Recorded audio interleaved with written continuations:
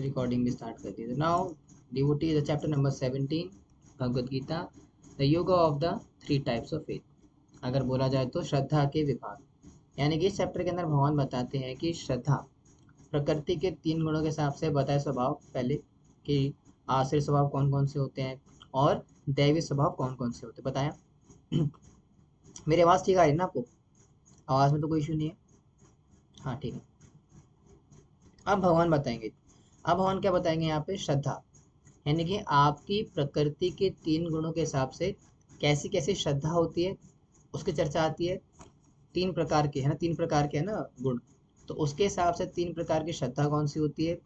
तीन प्रकार के ज्ञान, तप और यज्ञ, ये चार चीज़ों की चर्चा आती है। ज्ञान, यज्ञ, तप और श्रद्धा, ये तीन चार प्रकार की होती है। मतलब चार चीज़ों की चर्चा होती है प्रकृति के तीन गुणों के अंतर्गत।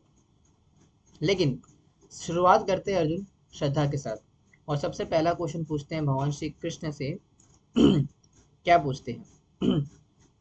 पूछते हैं कि what is the situation of those who worship outside scriptural principles through their own imagination. बड़ा ही कंट्रोवर्शियल क्वेश्चन है और सीधा लोगों को चुभता है जाके। क्यों चुभता है? क्योंकि लोग ज़्यादातर इस चीज़ को फॉलो करते नहीं है। अर्जुन का क्वेश्चन क्या है? अर्जुन ने क्वेश्चन पूछा भगवान श्री कृष्ण से कि प्रभु आप मुझे बताओ कि ऐसे लोग जो कि शास्त्रों के विधि विधानों का पालन किए बिना, शास्त्रों के नियम को बिना माने अगर कोई व्यक्ति श्रद्धा रखता है किसी चीज के ऊपर, तो वो किस गुण में आती है? क्या वो सतोगुणी है, रजोगुणी है, या फिर तमोगुणी है? यानी कि लास्ट क्लास में जो मैंने वर्स कोट किया था, कौन सा था?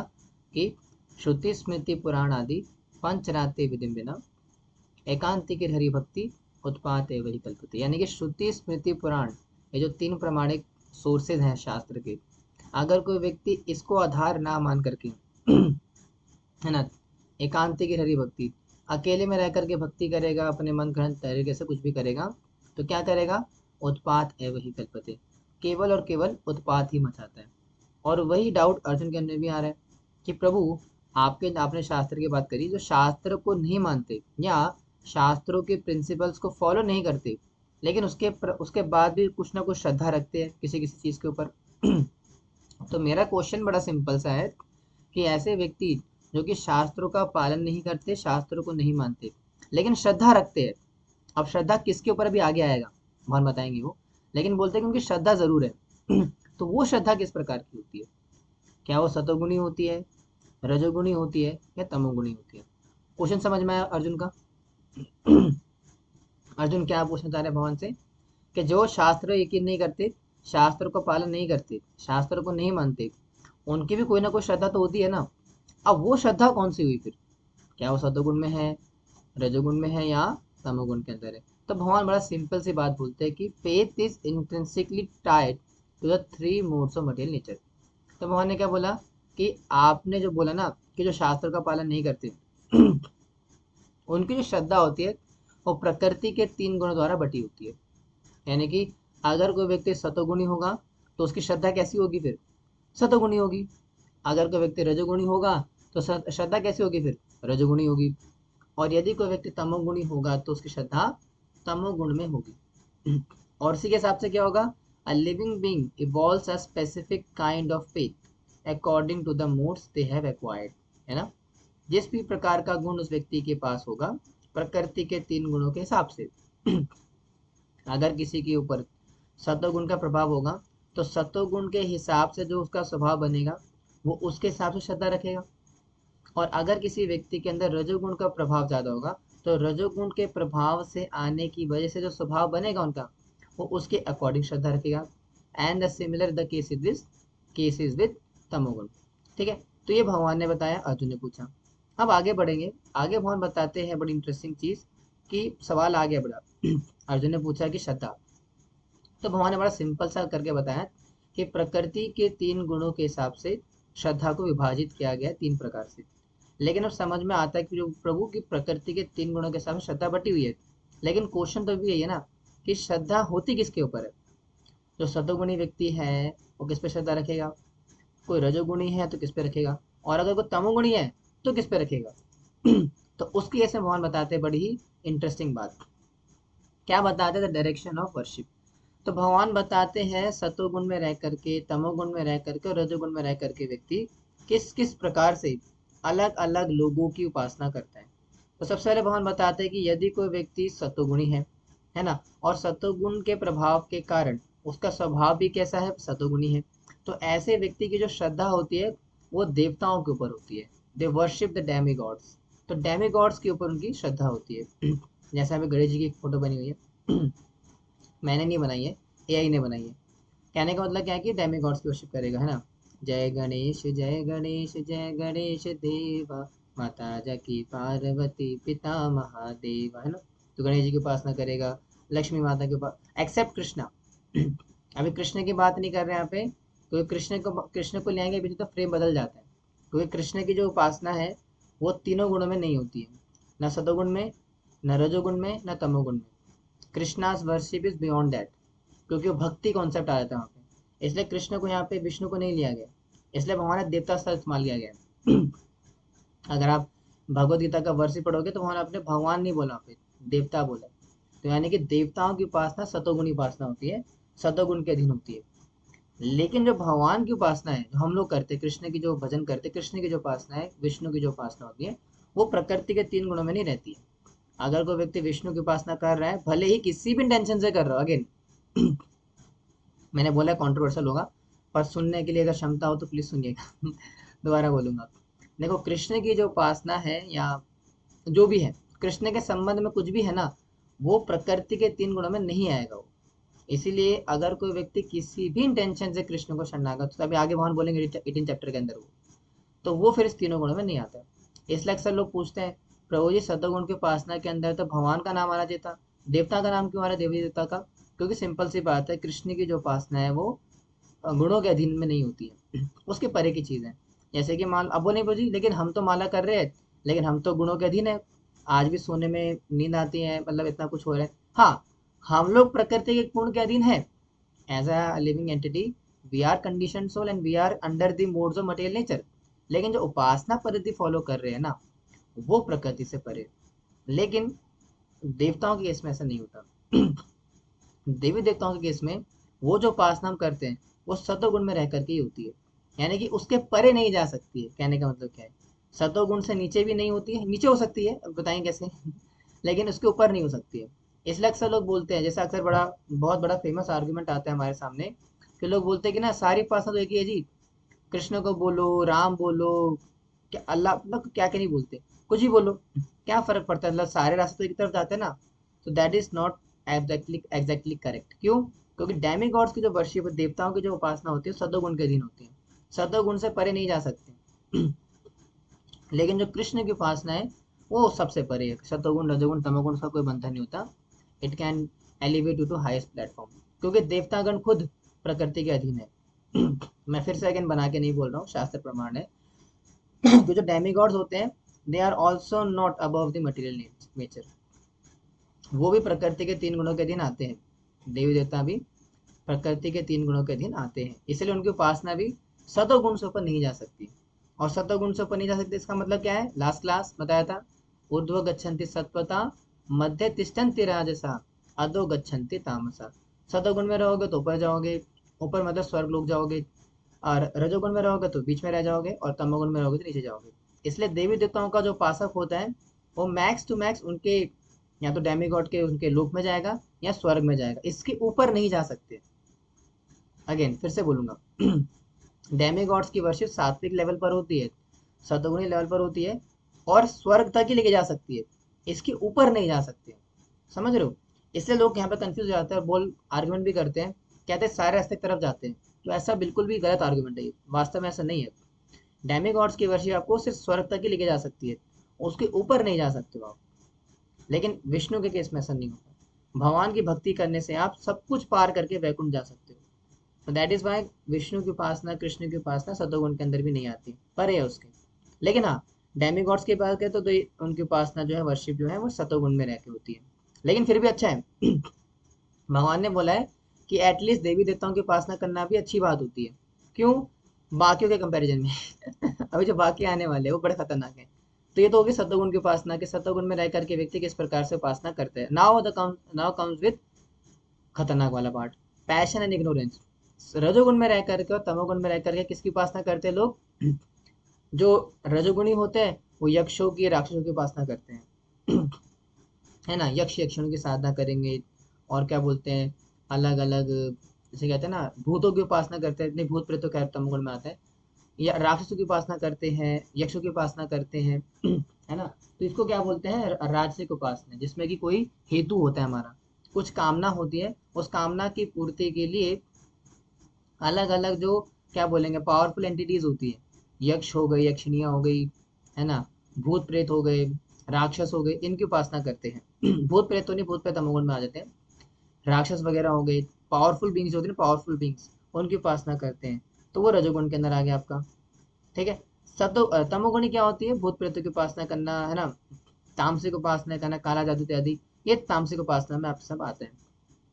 भगवान कह रहे इससे बेहतर है डेमीगॉड वर्शिप, सदोगुण में ना, कम से कम देवताओं की उपासना करे, दैट इज फार बेटर।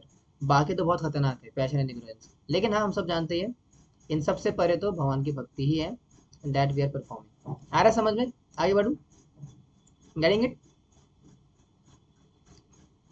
हाँ अब आगे भगवान बताते हैं कि प्रकृति के 3 गुणों के हिसाब से श्रद्धा तो विभाजित हो गई, यानी कि श्रद्धा के भी 3 विभाग है, सतोगुणी, रजोगुणी, तमोगुणी। सतोगुणी उपासना क्या होती है, किसकी करी जाती है, बता दिए भगवान ने, रजोगुणी और तमोगुणी बता दिए। अब भगवान आगे बताते हैं, आगे इस चीज को लेकर के चलते हैं, और बताते हैं कि प्रकृति के 3 गुण जो है ना, सतोगुण, रजोगुण, तमोगुण, इसी के बेसिस के ऊपर आपका खाना, फूड, आपका सेक्रीफाइस यानी कि यज्ञ जो आप परफॉर्म करते हो, आपकी ऑस्टेरिटी यानी जो तपस्या इत्यादि करते हो, एंड द चैरिटी जो दान देते हो, ये 4 जो प्रकार जो बताए यहाँ पे एक्टिविटीज, ये भी आपकी प्रकृति के 3 गुणों के अधीन होती है यानी कि हम जो खाना खा रहे हैं, हम जो यज्ञ कर रहे हैं, नहीं कर रहे वैसे तो, लेकिन जनरली करा जाता है, तो यज्ञ करते हैं, जो तपस्या करते हैं, जो दान देते हैं, दान पुण्य, ठीक है, ये भी 3 प्रकार की होती है, 3 प्रकार के गुणों के अंदर होती है। अब कैसे कैसे होती है, that is very interesting which Krishna is talking about now, starting with the food. तो पहला पार्ट कवर करते हैं भगवान, वो बताते हैं फूड के बारे में, कि प्रकृति के 3 गुणों के विभाजन के हिसाब से व्यक्ति 3 प्रकार के फूड को ग्रहण करता है, खाद्य पदार्थ को का सेवन करता है। कौन कौन से? वही से सात्विक, राजसिक और तामसिक, यानी कि व्यक्ति, एक मनुष्य जो भोजन को स्वीकार करता है, एक्सेप्टिंग प्रसादम, प्रसादम को भी आगे बताते हैं इसके बाद बताएंगे कि प्रसादम का क्या मैजिक है। व्यक्ति जो भोजन खाता है, जो भोजन स्वीकार करता है, भोजन ग्रहण करता है, वो भी 3 प्रकार के गुणों के हिसाब से अलग अलग कैटेगरी में डिवाइडेड है। जैसे कि सबसे पहले बता रहे हैं गुडनेस, यानी कि सात्विक आहार, जो सतोगुणी आहार होता है वो किस प्रकार का होता है। सबसे पहले बता रहे हैं juicy, fatty, wholesome foods that increase health, life span and happiness. तो ये है सतोगुणी फूड के लक्षण, सतोगुणी आहार के लक्षण, या सतोगुणी भोजन के लक्षण यानी कि ऐसा जो भोजन, जो कि जिसे खा करके हमारे जीवन के अंदर सतोगुण की वृद्धि होती है, और हमारे अंदर एक सतोगुण का प्रभाव पड़ता है, वो खाद्य पदार्थ किस प्रकार का होता है? जूसी होता है, उसमें एक जूस होता है, फैटी होता है, मतलब उसमें क्या बोलते हैं, एक सॉलिड नेचर होता है, और नेचुरल होता है, वो आयु बढ़ाने वाला होता है ना, हेल्थ बढ़ाने वाला होता है, हेल्थ को अच्छा करने वाला होता है, और खुश करने वाला होता है। जैसे कि फ्रेम में दिया हुआ है, फ्रूट्स हो गए, वेजिटेबल्स हो गई, ग्रेन्स हो गए, जो नेचुरली भगवान से प्राप्त होता है जो नेचुरल रॉ फूड आइटम्स, जो कि हमें प्रकृति से डायरेक्ट प्राप्त होता है, उसको कहा गया है यहाँ पे सात्विक आहार। ठीक है। ऑन दी अदर हैंड, अगर राजसिक आहार की बात करें, पैशनेट फूड जो होता है, कैसा होता है, हमें जो बहुत पसंद है, बिटर, सार, salty, hot, dry foods causing distress, misery and disease. तो ये है सात्विक आहार के लक्षण, जो कि बहुत ज़्यादा खट्टा होता है, तीखा होता है, नमकीन होता है, गर्म होता है, शुष्क होता है। क्या करता है इससे, इसको खाने से क्या होता है, इसको सेवन करने से क्या होता है, लाइफ में डिस्ट्रेस बढ़ती है, परेशानियां बढ़ती हैं, दुख बढ़ते हैं, रोग बढ़ते हैं, बीमारियां बढ़ती हैं। एग्जाम्पल के लिए छोले भटूरे, रसगुल्ले, गुलाब जामुन, क्या बोलते, क्या क्या खाते हैं, मोमोज, फ्रेंच फ्राइज, बर्गर, पिज्जे, जो भी चीज़ें होती है, जो फ्राइड फूड्स और जो बाहर का फास्ट फूड बोलते हैं ना, तो फास्ट फूड वगैरह, इनको क्या बोलते हैं, राजसिक आहार। इवन अगर आप घर पे ही बना रहे हो, अगर घर पे भी आप बहुत ज्यादा एरिस्टोक्रेटिक खाना बनाते हो है ना, ले भैया तड़के लगा रहे जी भाई खुल्लम खुल्ले, ये लाल मिर्च का छोंक लगाया, ये लगाया भैया, पूरा घर पे उसको रेस्टोरेंट बना दिया, तो दैट इज ऑल्सो राजसिक, याद रखना। हमें कोई लाइसेंसिंग नहीं मिल गई प्रभु जी, हम तो प्रसाद पाते तो कुछ भी खा लेंगे, नहीं। प्रसाद पाने का मतलब होता है बहुत ही सरल तरीके से, शुद्ध भावना के साथ, सरलता के साथ बनाया गया, भगवान को ऑफर किया गया और खाया गया। अपने सिंपल से दाल ली, थोड़े से चावल लिए, थोड़ा टमाटर का तड़का मार लिया, बस हो गया जी, भोग लगाया भगवान को, खा लिया। इसके ज्यादा जो करेंगे ना फिर भोग में काउंट होगा। अब उसके भी कॉन्सिक्वेंसेस बताते हैं आगे क्या नुकसान होगा उसका। लेकिन कमिंग बैक टू दिस, हालांकि तो प्रसाद है, अब इसमें चर्चा करेंगे प्रसाद का क्या इसमें इंपॉर्टेंस है, प्रसाद की क्या महिमा है इसके परे, बताते हैं इसके बाद। तो ये राजसिक आहार है ना, जो ज्यादा हम इस चीज को बाहर के जो फूड आइटम्स है जो कंज्यूम करते हैं हम, दैट इज बेसिकली राजसिक। तामसिक आहार क्या होते हैं? तामसिक आहार होते हैं हमारे prepared more than 3 hours prior, tasteless, decomposed remnants and untouchable things. यानी कि इस प्रकार का आहार, इस प्रकार की फूड आइटम जो कि 3 घंटे बना करके हो चुका है, यानी कि अगर आपने खाना बनाया और खाना बनने के 3 घंटे बाद अगर उसको सेवन कर रहे हो, डेट हैज बिकम तामसिक। वो जो फूड आइटम है, वो जो खाद्य पदार्थ है, अब वो तामसिक हो चुका है। अब अगर आप उसका सेवन करेंगे आप, तो तामसिक प्रवृत्ति, तामसिक गुण आपके अंदर बढ़ते हैं, अकॉर्डिंग टू भगवत गीता। यानी कि खाने के 3 घंटे पूर्व पकाया गया, उसको बोलते हैं तामसिक आहार। जो कि कैसा होता है, टेस्टलेस होता है, इसमें कोई टेस्ट नहीं होता। देखा ना आपने कभी सड़ी हुई या बासी दाल खा के देखो, या बास हमारी तो माता जी कर देती है ना, बासी दाल पड़ी होती है, उसे गर्म करके तड़का मार के दे देती है। हालांकि वो तो आजकल की जुगाड़ है, बट वो नहीं खाना चाहिए, but this that is basically तामसिक। तो तामसिक आहार होता है वो, तो मना किया गया। टेस्टलेस, उसमें स्वाद नहीं होता, डिकम्पोज होता है, यानी कि जो कि कंपोज डिकम्पोज होने वाला हो, खराब होने वाला हो, और अनटचेबल थिंग्स। इसमें एक चीज मिसिंग कर दी नहीं आई ने, झूठा का भी आता है, भगवान बताते हैं झूठा, गीता के अंदर, किताब के अंदर दिया हुआ झूठा। तो यानी किसी का झूठा भी नहीं खाना चाहिए अकॉर्डिंग टू भगवदगीता। भगवान बताते हैं किसी का झूठा खाना भी तामसिक आहार में काउंट होता है। So we should not even eat that, किसी का बाहर का झूठा ना खाना है ना, तो भी तामसिक आहार में काउंट होता है। तो ये 3 प्रकार के आहार है, फूड आइटम्स हैं, according to the 3 modes of material nature, sattvic, rajasic and तामसिक। समझ में आया? आया ना समझ में जो बोला गया? ज्यादा मुश्किल था नहीं, कुछ ऐसे फिलोसफी तो थी नहीं। अब यहाँ पे बड़ा इंपॉर्टेंट फैक्टर आता है, एक बड़ी ही महिमा आती है हमारे डिवोटीज के लिए, वो है प्रसादम, कृष्ण प्रसादम। अब इन सब के परे जो फूड आइटम है, जो कि साधारण फूड आइटम नहीं होता, वो है हमारा कृष्ण प्रसादम, जो कि हम पाते हैं। अब जो कृष्ण प्रसादम होता है, उसके ऊपर ये तीनों ही फंडे अप्लाई नहीं होते। यानी कि जो भगवान का प्रसाद है, जो भगवान की प्रसाद है ना, भगवान का जो प्रसाद आता है, जो हम बनाते हैं घर पे भगवान को बोला करके, वो ना तो सतोगुण में आएगा, ना रजोगुण में आएगा, ना तम, जैसे कि मैंने पहले बताया। जैसे भगवान की भक्ति प्रकृति के 3 गुणों में नहीं है, प्रकृति के 3 गुणों से परे है, उसी प्रकार से जो भगवान का प्रसाद भी होता है ना, वो भी प्रकृति के 3 गुणों के परे जाता है। ना तो वो सात्विक बनता है, ना राजसिक बनता है, ना तामसिक बनता है, it is always transcendental, always transcendental. इससे ज्यादा परवाह ना करो। अगर आप बोलेंगे प्रभु जी ये प्रसाद तो आया है मंदिर में, लेकिन कल का बना हुआ है, खा लूं क्या? तुरंत खा लो, अगर खाने लायक हो तो खा लो तुरंत। प्रसाद में कोई लॉजिक नहीं होता, प्रसाद में कोई रूल्स एंड रेगुलेशन नहीं लगते कि प्रभु जी तो बहुत ज्यादा ऑयली बना रखा है। जैसे हमारे डिवाइस होता है ना हमारे यूथ फोरम में, तो जब यूथ फोरम में नए लड़के आते डिवाइस के लिए, जो नया बैच बनाते हैं, साल में दो दो बैच बनाते हैं हमारे आई के अंदर। साल में 2 बैच बनते हैं हमारे, एक तो जन्माष्टमी का बैच बनता है, और दूसरा गौर पूर्णिमा का भी बनेगा, जन्माष्टमी में बैच।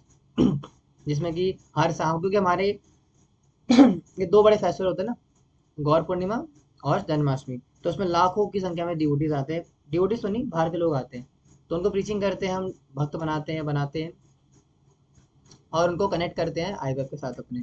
फिर जब उनका फर्स्ट सेशन होता है, डिवाइस सेशन बोलते हैं स्कॉन के अंदर, तो जब डिवाइस कराया जाता है उनका, तो बढ़िया बढ़िया प्रसाद बना के खिलाया जाता है। पिज्जे होते हैं उसके अंदर, पास्ता होता है, छोले भटूरे होते हैं, स्ट्रॉबेरीज होती हैं, आइसक्रीम होती है। तो हम भी देखते हैं बोल करके यार, खामा का पुराने डिवोटी खामा का ही हो गया यार, आज नए डिवोटी होते क्या। हम खुद सर कर रहे होते ना, तो मन में बता रहे छोले भटूरे ये वो, तो इस प्रकार से खिलाया जाता है। अब वो तामसिक राजसिक नहीं होता, वो जो है वो दैट इज ट्रांसेंडेंटल। अब वो किस पर्पज से बनाया गया है, ताकि नए लोगों को अट्रैक्ट किया जा सके।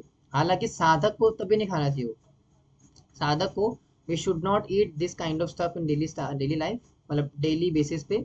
लेकिन आप वंस इन अ वाइल अगर आपको ऐसा मिलता है प्रसाद मंदिर की तरफ से, जैसे टेस्टिंग वगैरह होती है मंदिर वगैरह में, हमारे इधर तो होती रहती है पंजाबी बाग में, तो दैट इज अलाउड।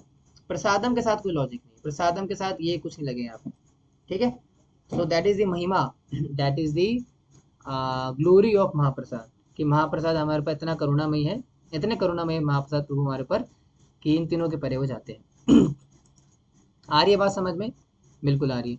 अब जब हमने चर्चा करी कि प्रकृति के 3 गुणों के हिसाब से 3 प्रकार के खाद्य पदार्थ होते हैं, उसी प्रकार से प्रकृति के 3 गुणों के हिसाब से हमारी क्या होती है, सेक्रीफाइस। सेक्रीफाइस का क्या मतलब, यज्ञ।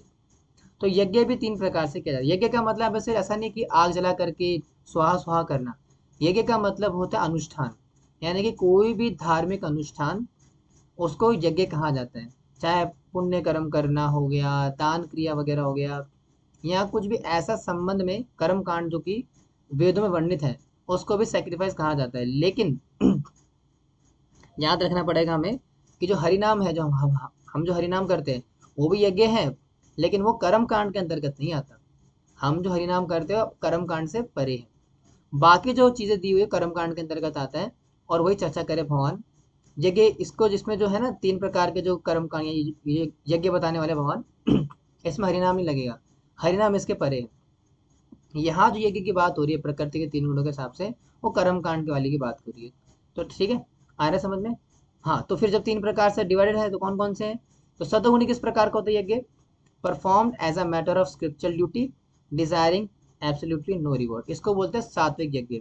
कि मैंने आज घर शांति यज्ञ करवाया है, या मैंने, जैसे कि पहले के राजा महाराजा गण क्या किया करते थे, अश्वमेध यज्ञ कराया करते थे, गौमेध यज्ञ कराया करते थे।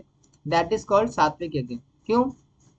क्योंकि बदले में कोई रिवॉर्ड नहीं चाहिए हमें, कोई हमारी लालसा पूर्ति नहीं करनी, कोई कामना पूर्ति नहीं करनी, केवल केवल एज अ प्रजा धर्म के लिए करते हैं, जनता की भलाई के लिए करते हैं, अपना राजा होने का धर्म निभाने के लिए अश्वमेध यज्ञ, गौमेध यज्ञ किए जाते हैं। उसको क्या बोलते हैं, सात्विक यज्ञ, है ना। राशि यज्ञ कौन से होते हैं, जिसमें कि performed specifically for material benefit और for the sake of pride, यानी कि अभिमान को बढ़ाने के लिए, लोगों को दिखाने के लिए कि हम कितने बड़े दानी वानी, ये सब चीजें करते हैं ना। और किसी लाभ के लिए, जैसे नवरात्रे आते हैं, नवरात्रे आते हैं तो लोग क्या करते हैं, बहुत जगह भंडारा लगवाते हैं। इसको क्या बोलते हैं, राजसिक यज्ञ। क्यों? क्योंकि हालांकि मैं नहीं कह रहा हूँ कि सारे रासिक होंगे, लेकिन हाँ, ज्यादातर 90 to 95% रासिक ही होते हैं। क्यों होते हैं? क्योंकि they are driven by some material benefit, कि मैं माता का जगराता लगाऊंगा इस साल, तो मेरी बिजनेस है प्रॉफिट प्रॉफिट होगा, या फिर मेरा सम्मान होगा समाज के अंदर, लोग बोलेंगे भैया फलाना फलाना सेठ जी हैं, उन्होंने इस बार का जगराता स्पॉन्सर करा हुआ है ना, माता का जगराता स्पॉन्सर करा है, प्रसाद स्पॉन्सर करा है, वगैरह वगैरह। तो इस प्रकार के जो यज्ञ होते हैं, उसे क्या बोलते हैं, हाँ रजोगुणी यज्ञ। ठीक है, तो ये सतोगुणी था, रजोगुणी था। अब आएगा सबसे बड़ा ही इंटरेस्टिंग, वो है तमोगुणी यज्ञ, जो कि कलयुग के अंदर बड़ा प्रधान है। क्या है? Deficit scripture entirely like spiritual food, hymns and faith. यानी कि ऐसा यज्ञ जिसमें कि कोई भी शास्त्र का पालन नहीं किया जा रहा, शास्त्र के विधि विधानों को नहीं माना जा रहा, उसका उल्लंघन किया जा रहा है, और साथ ही साथ प्रसाद का वितरण नहीं किया जा रहा। ये सबसे इंपॉर्टेंट है। यानी कि किसी भी यज्ञ को पूरा करने के लिए, या फिर कोई भी यज्ञ तभी पूरा होता है जब उसके अंदर प्रसादम का वितरण हो। अगर प्रसादम का वितरण नहीं हुआ, प्रसाद का वितरण नहीं किया गया, तो ऐसा यज्ञ सफल नहीं माना जाता। इसीलिए इस्कॉन के अंदर, या इस्कॉन के जितने भी टेम्पल्स हैं या जितने भी बड़े बड़े मंदिर हैं, उनमें अगर आप जाओगे तो हर हमें हमेशा प्रसादम मिलता है, प्रसाद मिलता है भगवान को। उसके बाद क्यों मिलता है? क्योंकि वो शास्त्र विधान है। यानी किसी भी यज्ञ अनुष्ठान के द्वारा बाद, किसी भी फेस्टिवल जो भी कुछ होता है मंदिर के अंदर, उसके बाद प्रसादम मिलता है। क्यों मिलता है? बिकॉज वो शास्त्र का आदेश है।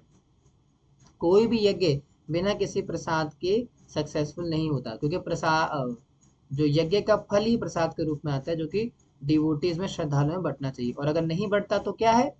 तामसिक यज्ञ है। एग्जाम्पल चाहिए, बहुत फेमस एग्जाम्पल होंगे इसमें। और बहुत ज्यादा कॉन्ट्रोवर्शियल है अगेन। मेरी बात का बुरा मत मानेगा, लेकिन कंट्रोवर्शियल तो है। जैसे आजकल जो विवाह पद्धति चल रही है, आजकल जो शादियां हो रही है, वो सारे तामसिक यज्ञ में आते हैं। आप बोले मुझे कैसी बातें कर रहे हो, इतना कंट्रोवर्शियल बात बोल रहे हो, शादी तामसिक यज्ञ कैसे हो सकता है? 100 एग्जाम्पल दूंगा आपको।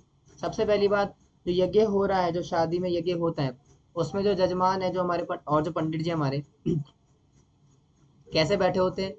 शादी करने से पहले चाय पी करके बैठे होते हैं, मुंह में गुटखा लगा करके बैठे, मतलब ऐसा सारे नहीं, लेकिन मैंने देखा, सामने सामने से बोल रहा हूँ, हमारे गांव में होता बड़ा ही चाय पी करके बैठे होते हैं, आराम से अपना, कहते हैं ना, कोई वो कुछ कोई स्पिरिचुअल प्रैक्टिसेस नहीं, कुछ नहीं, और बैठ करके यज्ञ में आकर के बैठ जाते हैं, और कुछ भी मंत्र पढ़ना नहीं आता, बस किताब खोल के रहते हैं, किताब में से पढ़ पढ़ के पढ़ते रहते हैं, बोलते रहते हैं।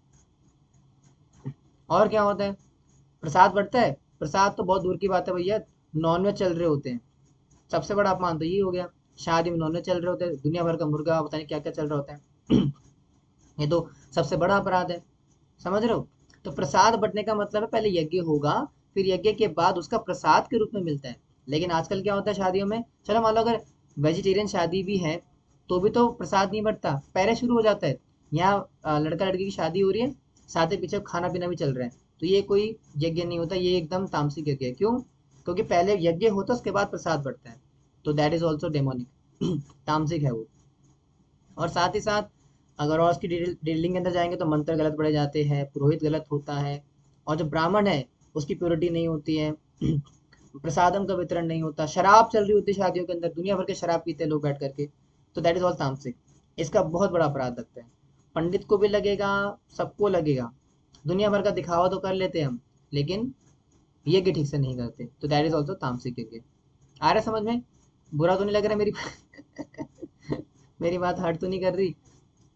पूछना पड़ेगा पहले आज क्योंकि आज थोड़ा कंट्रोवर्शियल टॉपिक है। I know it can be very offending, लेकिन देखो मैं खुद बना के नहीं बोल रहा, पीपीटी मैंने घर पे बनाई खुद से है, लेकिन ये वर्सेस कोट कर रहा हूँ मैं, अपने खुद के नहीं कोट कर रहा हूँ, सारा भगवद गीता के अंदर दिया है, पढ़ लेना 70 चैप्टर के अंदर ठीक है? तो ये हो गया, क्या बोलेंगे, यज्ञ हो गए। अब आते तपस्या, कि प्रकृति के 3 गुणों के हिसाब से 3 प्रकार की तपस्या भी होती है। कौन कौन सी होती है? सतोगुण रजोगुण और तमो, है ना? सतो रजो तमो। अब कैसे कैसे होती है भगवान बताते हैं सबसे पहले बताते हैं ऑस्टेरिटी ऑफ द बॉडी, यानी कि शरीर की तपस्या क्या होती है। यानी कि हमें जो ऑस्टेरिटी परफॉर्म करनी है, वो शरीर के लेवल पर अपने शरीर के लिए क्या करनी चाहिए। तो भगवान बताते 3 स्टेप्स। क्या क्या बताते हैं? Worship of the supreme lord, brahmans, the spiritual master and the superiors. यानी कि प्रार्थना करना, प्रणाम करना। सबसे बड़ी तपस्या कलयुग के अंदर है वो प्रणाम करना, झुकना। आजकल लोग झुकते नहीं किसी के आगे, बहुत घमंड है, बहुत प्राइड है, झुकना चाहिए। तो भगवान बता रहे हैं, हमें झुकना सिखा रहे हैं, कि बॉडी की तपस्या है, शरीर की तपस्या है झुकना, प्रणाम करना। इसलिए मंदिर में जब हम आते हैं तो क्या करते हैं? भगवान को लेट जाते हैं, भगवान के आगे प्रणाम करते, दंडवत प्रणाम करते हैं। दैट इज द ऑस्टेरिटी, वो तपस्या शरीर की। माता आते पांच टाइम प्रणाम करती है because that is the austerity of the body, है ना? तो इसलिए प्रणाम करना चाहिए भगवान को। ब्राह्मण मतलब भक्तों की बात हो रही है ना, भक्तों को प्रणाम करना चाहिए। ब्राह्मण, अगर कोई जैनल ब्राह्मण है जो कि वास्तविकता में ब्राह्मण गुण वाला है, उसको प्रणाम करना चाहिए। माता पिता को भी करना चाहिए ऐसा नहीं कि उनको नहीं करना चाहिए, उन्हें भी करना चाहिए। That is also austerity of the body. Second कह रहे हैं maintenance of absolute cleanliness and simplicity. सरल जीवन जीना है, सादा जीवन उच्च विचार। सिंप्लिसिटी लेकर के आओ, मन में कोई द्वेष भाव मत रखो, डुप्लिसिटी मत लेकर के आओ। क्या उसको, आज उसने मेरे साथ ऐसा करा, छोड़ूंगा नहीं उसको, दिखा दूंगा अपना। तो इस प्रकार की भावना नहीं लेकर के आनी, साफ सुथरा रहना है। शास्त्र बताते हैं दिन में 3 बार नहाना चाहिए, जो गायत्री कहते हैं ना, 3 बार दिन में है ना? क्या बोलते हैं ध्यायं तो वाम तस्य यशस्त्री संध्यम वंदे गुरु श्री चरणारविंदम, है ना? यशस्त्री संध्यम, त्रिसंध्यम, तो 3 संध्या होते दिन में, है ना? तो उन 3 संध्याओं में हमें स्नान करना चाहिए शास्त्र के हिसाब से। अगर दिन में 3 बार नहीं कर पा रहे, 2 बार करिए, कम से कम 2 बार करना चाहिए स्नान। That is the austerity of the body. अगर कोई इतनी भीषण गर्मी में भी दिन में एक ही बार नहा रहा है ना, तो ऐसा व्यक्ति भक्ति में, उसको क्या बोलूं थोड़ा लेकिन that is not so good. हमें दिन में कम से कम 2 बार तो नहाने चाहिए, कम से कम और अगर कोशिश करो तो दिन में 3 बार भी नहा सकते हो, दैट इज द बेस्ट। और सर्दी में भी, ऐसा नहीं गर्मी पड़े तो नहा लिया, सर्दी में नहीं नहाएंगे, नहीं। सर्दियों में भी और गर्मियों में भी हमें दिन में कम से कम 2 बार नहाना ही चाहिए, अपने शरीर को साफ रखना चाहिए। ये तो बड़ी बेसिक सी चीज़ है, कौन बता रहे हैं यहाँ पे शरीर की तपस्या में आता है ये और क्या है?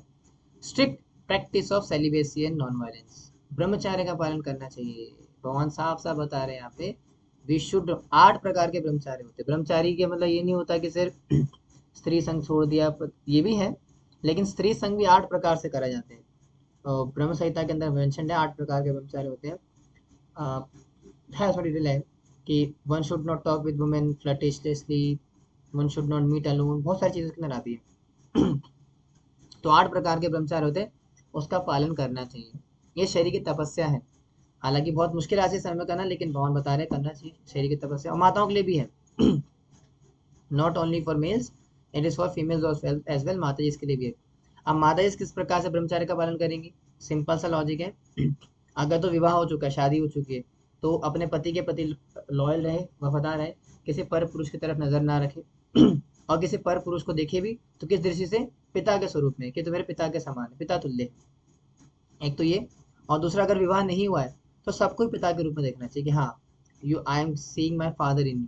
तो वो एक तपस्या होती है, करना चाहिए सेलिबेसी, ठीक है। माताओं के लिए इस प्रकार से होती है, चेस्टिटी बोलते हैं इसके लिए। So for women it is chastity, and for man that is celibacy, दोनों दिए शास्त्र के अंदर। तो इस प्रकार से प्रैक्टिस करना है, ठीक है जी। ये हो गया बॉडी की। अब भगवान बताते हैं स्पीच, वाणी की तपस्या क्या क्या होती है, what is the austerity of body, sorry speech. अब बोलते भी है ना, तो बोलने में क्या क्या तपस्या का पालन करना चाहिए। तो मोहन बता रहे हैं यहाँ पे, speaking with our words that are strictly truthful, सत्य बोलना चाहिए, है ना। क्या वहाँ पे क्या लिखा हुआ है? अनुद्वेगा कर्म वाक्यम सत्यम प्रियम हितम चेत, ऐसे करके बस आ रहा होगा। तो मोहन क्या बोले, सबसे पहले तो सब तपस्या क्या है वाणी की? सच बोलना चाहिए। सच बोलना तपस्या है, क्यों? क्योंकि आजकल इतने घोर कलयुग के अंदर इतना ज्यादा उग्र कर्म करने की वजह से हर समय झूठ बोलना पड़ता है। तो भगवान बोल रहे कि तपस्या करो भैया, थोड़ी सच बोलने का प्रयास करो। हालांकि it is too difficult, but we should try as much as possible, that is the austerity of speech. और क्या है? Ensuring speech is pleasing and beneficial to others, यानी कि प्रियम बोलना चाहिए, यानी कि ऐसे वाक्यों का इस्तेमाल करना चाहिए जो कि लोगों को पसंद आए और उनको प्लीज करे, यानी कि लोगों को अच्छा अच्छा लगे आपकी बात, और लोगों को आपकी बात बेनिफिशियल भी लगे और प्लीजिंग भी लगे। और ये मेरे पर लागू नहीं होता है। मैं बेनिफिशियल तो बोलता हूँ लेकिन प्लीजिंग नहीं बोलता हूँ। क्या करे, मेरा दोष है वो। लेकिन हमारे पास दोनों होना चाहिए, बेनिफिशियल भी और प्लीजिंग भी, दोनों ही हमारी वाणी के अंदर होना चाहिए, तपस्या है वाणी की, ठीक है। चापलूसी नहीं करनी, कि चापलूसी नहीं करनी, ऐसे बोलते अरे प्रभु जी आप तो कमाल हो, धमाल हो, धोती फाड़ करवा लो प्रभु जी, आपके ऐसे सितारा तो शायद तीनों जगत में नहीं है प्रभु जी, क्या बात कर दी। नहीं नहीं, चापलूसी नहीं करनी है।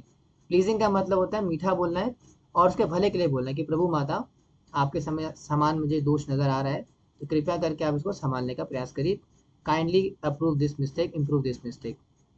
इस प्रकार से ये चमका नहीं देना होता कि अरे चल ठीक कर। तो no, not this types of word, अनुद्वेग नहीं करना चाहिए, प्लीजिंग बोलना चाहिए। और क्या करना चाहिए? Avoiding speech that agitates the mind of others, ऐसा मत बोलो कि एजिटेट करे लोगों का माइंड, है ना। कुछ ऐसा मत बोलो जैसे, हालांकि जैसे अभी अभी जो मैं बोल रहा हूँ वो एजिटेट कर रहा होगा माइंड को। है ना, कि प्रभु जी आप तो खुद ही बोल रहे हो कि माइंड को एजिटेट नहीं करना चाहिए, लेकिन आप जब से जो पढ़ा रहे घंटे से, आपने खुद ही में एजिटेट कर रखा है। क्षमा चाहूंगा, लेकिन मेरी गलती नहीं उसमें। गीता की वाणी ऐसी है, क्या कर सकते हैं। भगवदगीता की वाणी, भगवान की वाणी, दैट इज वेरी हैवी। लेकिन भगवान बोल रहे कि हमें अवॉइड करना चाहिए, ऐसा कड़े वचन का इस्तेमाल ना करे, कुछ कठोर शब्दों का इस्तेमाल ना करे जो कि लोगों के मन में उद्वेग लेकर के आए, उन्हें परेशान करे। साथ ही साथ रेगुलरली रिसाइटिंग वैदिक लिटरेचर, शास्त्रों का पठन करिए, पाठन करिए, भगवद गीता के वर्सेस को याद करिए, उनको कोट करिए, उनको दिमाग में रखिए। जितना ज़्यादा आप शास्त्रों की वाणी को बोलते हो, शास्त्रों के श्लोकों को रिपीट करते हो, उतना आपका मन बुद्धि सब शांत रहती है। और ये तपस्या है वाणी की, ठीक है। तो यानी कि वैदिक लिटरेचर्स को उनको रिसाइट करने से, बार बार दोहराने से आपकी ऑस्टेरिटी ऑफ स्पीच होती है। और इसी के कॉन्टेक्स्ट में नेक्स्ट आने वाली है मन की तपस्या, यानी कि रेगुलरली जब हम वैदिक लिटरेचर्स को रिसाइट करते हैं तो ऑटोमेटिकली ऑस्टेरिटी ऑफ माइंड भी हो जाता है, जो कि हमारा नेक्स्ट फेज है, जिसमें मोहन बताता है कि भैया अब बॉडी हो गया, शरीर हो गया ना, शरीर हो गया, स्पीच हो गया यानी कि वाणी हो गई, अब आएगा मन।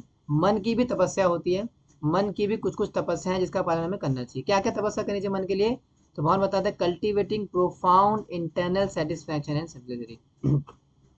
अंदर एक शांत, है ना, तुम्हारे हृदय सदा गोविंद विश्राम, अंदर एक शांति नहीं चाहिए, सेटिस्फैक्शन, प्रशांत आत्मा, भगवान बोला ना गीता के अंदर। तो प्रशांत आत्मा बनना पड़ेगा, सेटिस्फाइड बनना पड़ेगा अंदर से। अगर व्यक्ति सेटिस्फाइड नहीं है, दैट मीन्स उसका मन उसके नियंत्रण में नहीं है। तो मन की तपस्या क्या है? उसको संतुष्ट रखना, हमेशा हर परिस्थिति में संभाव रखना, और साथ ही साथ सिंप्लिसिटी, सरलता को लेकर के आना, ये माइंड के अंदर भी आता है। यानी कि हमारे मन के अंदर किसी के प्रति कोई द्वेष भावना नहीं होनी चाहिए, कोई गलत भावना नहीं होनी चाहिए, है ना। That is the austerity, that is the तपस्या ऑफ माइंड, मन की तपस्या। और क्या है? Maintaining unwearying gravity and self control, आत्म संयम होना चाहिए, अपने अंदर एक सेल्फ कंट्रोल होना चाहिए। और ग्रेविटी का मतलब है कि अंदर एक बहुत ज़्यादा ओपननेस होनी चाहिए सबके लिए, यानी कि सबको वेलकमिंग आप कर सको, सबको वेलकम कर सको, सबके प्रति जो है एक प्रेम का भाव रख सको। That is very very very very important. On the other hand, you should be the continuous purification of one's existence, और अपने आप की जो क्या बोलते हैं, आत्म साक्षात्कार के लिए प्रयास करना चाहिए। कभी नहीं सोचना चाहिए कि प्रभु जी मैं संसार के अंदर आए मजे करने के लिए, इंजॉय करूंगा, खाऊंगा पीऊंगा, ऐश करूंगा ना, that is not allowed, that is not the austerity of mind. Austerity of mind क्या है? मन की तपस्या क्या है? कि व्यक्ति को इंद्रिय तृप्ति को त्याग करके आत्म साक्षात्कार को आगे बढ़ना चाहिए, सोचना चाहिए भैया कि मेरे को क्या लाइफ का गोल है, आगे मुझे लाइफ में क्या करना चाहिए, और think about it and do that. उसको बोलते हैं मन की तपस्या या ऑस्टेरिटी ऑफ द माइंड। आ रहा है ना समझ में? अब आगे भगवान बताते हैं कि देखो तीन प्रकार के बता दिया, बॉडी के लिए, मन के लिए और वाणी के लिए। अब बताऊंगा कि जो बॉडी, मन और वाणी, ये तीन प्रकार, जो तीन तपस्याएं होती है शरीर के लिए, मन के लिए और वाणी के लिए, ये भी प्रकृति के तीन गुणों के हिसाब से होती है।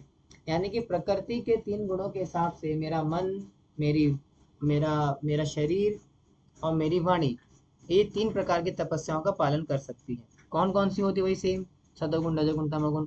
सतोगुण में कैसा होता है? Perform the transcendental faith accepting no material benefits, engaged only for the supreme. तो ऐसी तपस्या जो केवल भगवान की प्रसन्नता के लिए होती है, और एक फेथ के साथ होती है, शास्त्र के हिसाब से होती है।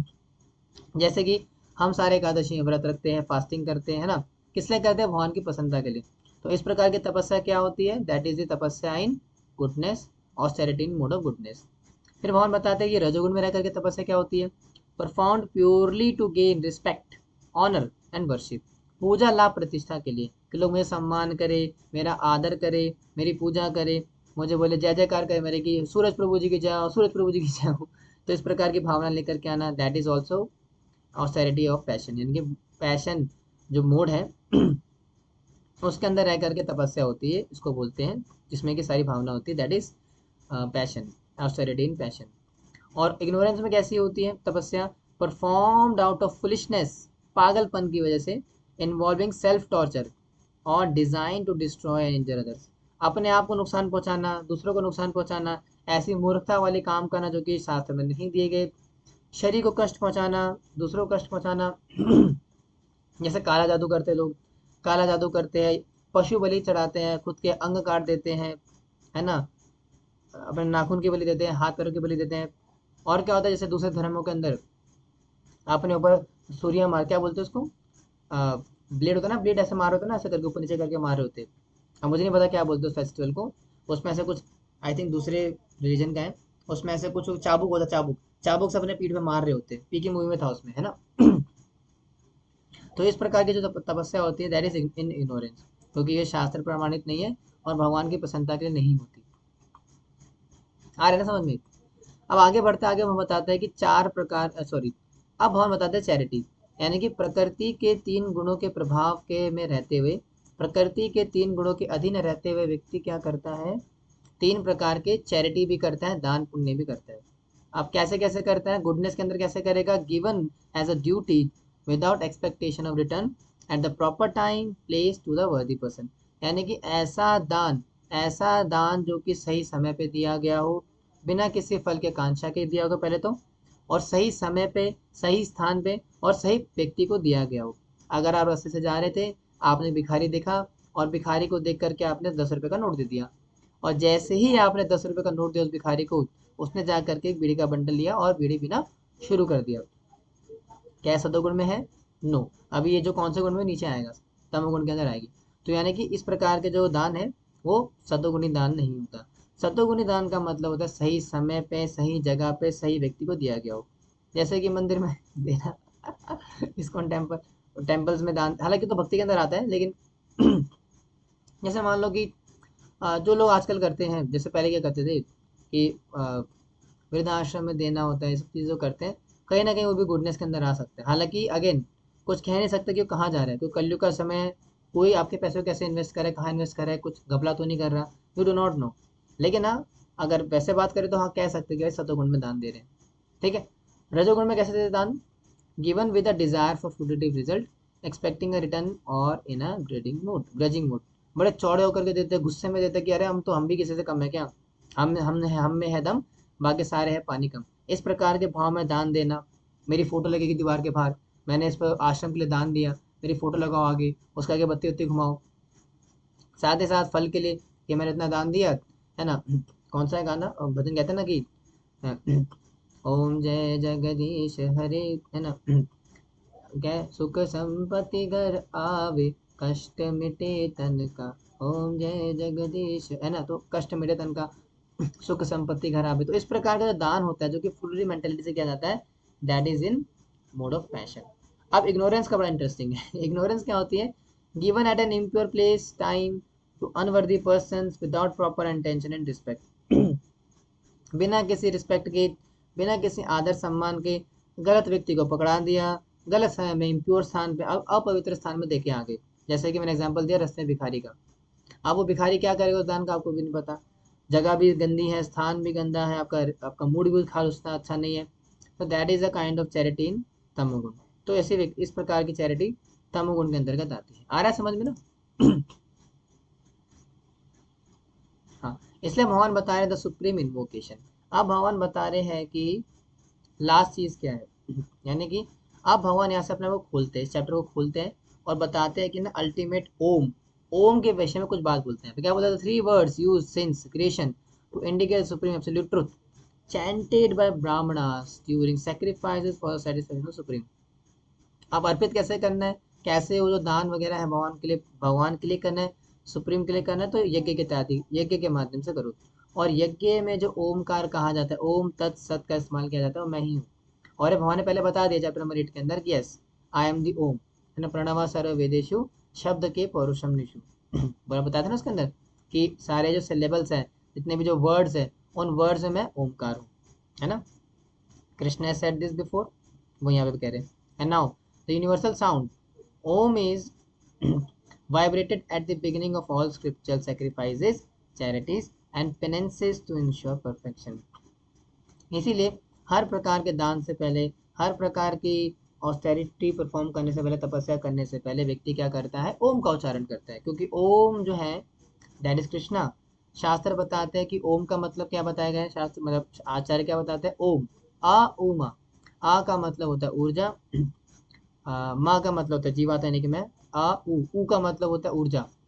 एक सेकेंड, आ का मतलब होता है आई थिंक, ठीक है, शक्तिमान का आता है, आ से वो होता है क्या बोलते हैं, कृष्ण की बात होती है, भगवान की बात होती है। आ ऊ का मतलब ऊर्जा होता है, और माँ का मतलब जीवात्मा। ठीक है, तो आ ऊ माँ, जीवात्मा, शक्ति और शक्तिमान, ये तीन से मिलकर के ओम बनता है। यानी कि भगवान और भगवान की शक्ति और जीवात्मा, इनको इसका तात्पर्य बताते हैं आचार्य, ओम का मतलब ये होता है। और हमारे कॉन्टेक्स्ट में ओम का मतलब क्या हुआ? हरे कृष्ण महामंत्र। क्योंकि हरे कृष्ण महामंत्र में भी शक्ति और शक्तिमान दोनों होते हैं, उसी प्रकार से ओम में भी शक्ति शक्तिमान दोनों है। तो इसलिए हमें अलग से जा करके हिमालय में जाकर के ओम ओम नहीं करना है। कल को जैसे सुन लिया, यहाँ पे क्लास में सुन लिया और घर जाकर के ओम का उच्चारण करना शुरू कर दिया, नो, हिमालय नहीं है वो सब। ये कर्म कांड के अंदर बता रहे हैं, दूसरे प्रोसेस के अंदर बता रहे हैं। लेकिन हमारी बात करें तो हम तो भाई हरे कृष्णा करेंगे, दैट इज सफिशिएंट, उसी में सब कुछ आ जाता है। ठीक है, आ रहा समझ में? इसलिए कह रहे हैं द फ्रीडम फ्रॉम एंटेंगलमेंट। तो इसके माध्यम से क्या मिलेगा? तत् directly translates to indicating supreme. तो इसमें जो ओम तत्सत, ये जो ओम में जो तत् है ना, वो भगवान को रिप्रेजेंट करता है, भगवान की तरफ डेडिकेट करता है, इंडिकेट करता है। इसीलिए एक्टिविटीज परफॉर्म विद तत् are executed completely without desiring to. इसलिए कोई व्यक्ति तत्, ओम तत्सत, इसको ध्यान में रखते हुए इसके साथ साथ अगर कोई कर्म परफॉर्म करता है, तो उसमें फिर कोई कामना नहीं रह जाती, वो निष्काम कर्म बन जाता है। और हमारे केस में क्या, हरे कृष्णा। अगर कोई व्यक्ति हरे कृष्ण महामंत्र का जप करता है और गुरु कृष्ण के आदेशों का पालन करते हुए कर्म करता है, तो ऐसा व्यक्ति का कर्म भी निष्काम कर्म ही बन जाता है कहीं ना कहीं। इसलिए कह रहे थे ultimate process purpose of this consciousness is total freedom from material engagement. और तब जा करके एक अल्टीमेट क्या बोलेंगे, इस मटेरियल एंटेंगलमेंट से आप फ्री हो जाते हो। एंड अल्टीमेटली जब फ्री हो जाओगे तो कहाँ जाओगे फिर? You will go to Krishna, Goloka Vrindavan. वहां पे जा करके भगवान के पास जाके भगवान की नित्य सेवा करेंगे। ठीक है जी। तत् का मतलब बताया, और सत का मतलब क्या बता रहे हैं कि सत denotes the absolute truth and the ultimate object of the devotion service. यानी कि जो एब्सोल्यूट ट्रुथ है भगवान श्री कृष्ण, उनको डिनोट करता है सत, ओम तत् सत। उनके उनको रेफर करता है, उनको आगे पिन पॉइंट करता है। साथ ही साथ डिवोटी क्या करते हैं, the performer of such a selfless devotional sacrifice personally recognize सत।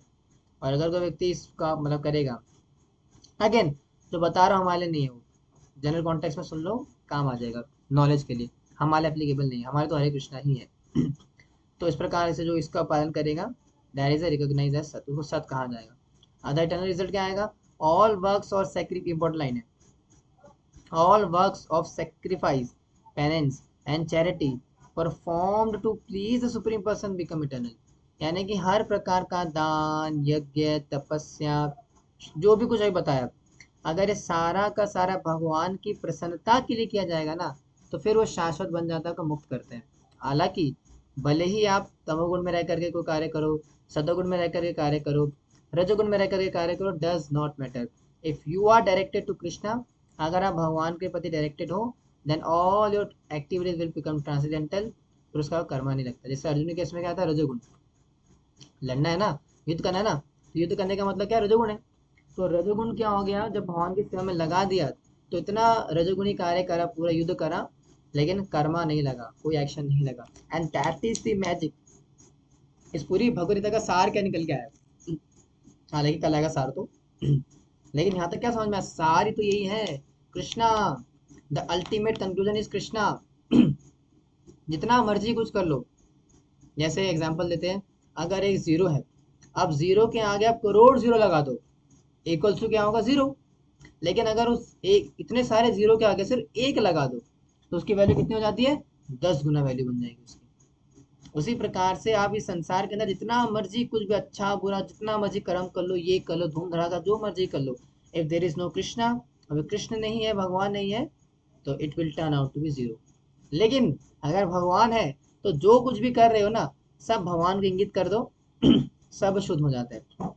जैसे मैं अक्सर एग्जाम्पल देता हूँ, अगर मान लो कि एक चोर है, वो चोरी करके आया, और चोरी करके आया तो बहुत डरा रहा था, घबरा रहा था, बहुत लेमेंट कर रहा है कि भैया मैं चोरी करके आया, मुझे बहुत डर लग रहा है। फिर वो डिवोटी को आकर के मिला कि भैया ऐसा ऐसा हो गया मेरे साथ, तो डिवोटी ने क्या बोला, यू सरेंडर टू कृष्णा। आप अपना ये जो एक्ट किया है भगवान को समर्पित कर दो, भगवान को ऑफर कर दो, भगवान देख लेंगे। फिर वो क्या बोलता है, प्रभु आज से मैं आपका हो गया, मैं जितनी भी चोरी चकारी करी है आज से आप संभालो। तो भगवान उसको ले लेते, स्वीकार कर लेते हैं, और फिर क्या करेंगे, साफ कर देंगे। That is the mercy of Krishna. इसलिए याद रखना, संसार में आपको कुछ भी करने को मिले, बट डायरेक्शन कृष्ण की ओर मोड़ दो, everything will be solve. That is very important. ठीक है जी। अच्छा लास्ट रहेगी साइड, ठीक है। इसलिए कह रहे हैं यहाँ पे the futility of faithless action. अगर फेथलेस करोगे, भगवान को शरणागत हुए बिना करोगे, जैसा कि मैंने बताया, तो actions are entirely false and implement useless in the present life and the next। तो कोई काम का नहीं है, कोई बेनिफिट निकल करके नहीं आएगा, कोई फायदा नहीं होगा। लेकिन अगर भगवान के लिए करोगे, भगवान को शरणागत होकर के करोगे, भगवान के प्रति करोगे, dedicated to spiritual absolute truth, elevated beyond the time material modes, action performed with the vibration of तत्सत। यानी कि हरे कृष्ण महामंत्र का जब करते करते करते आप निष्काम कर्म करोगे, भगवान को समर्पित होकर कर्म करोगे, तो एवरीथिंग विल बी प्योरीफाइड। ठीक है जी। हरे कृष्णा। श्री प्रभुपाद की जय, भगवद गीता की जय, आप सही भक्तों की जय। इसी के साथ चैप्टर 17 भी 15 खत्म होता है। और